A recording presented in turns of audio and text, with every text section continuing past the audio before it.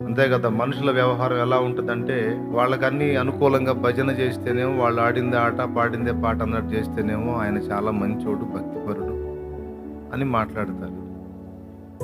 ఎంతమంది మనుషులు నిన్ను గౌరవించినా, గుర్తించినా, ప్రేమించినా, విధేయత చూపినా, వాళ్ళందరి మనస్సుల్లో నీకు ఆ స్థానాన్ని కల్పించింది యేసయ్య. కాబట్టి నువ్వు ప్రప్రథమంగా నీ దృష్టి దేవుని వైపే నిలుపు.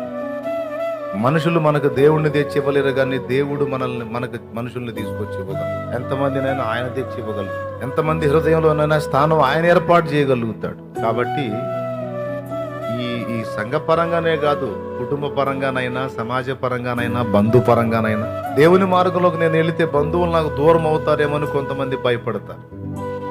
ఓడి బంధువులు, దేవుడు కృప నీ మీదకి వస్తే ఆ బంధువుల కంటే శ్రేష్టమైన ఆత్మీయ బంధువుల్ని వందలాది మందిని ఇస్తాడు.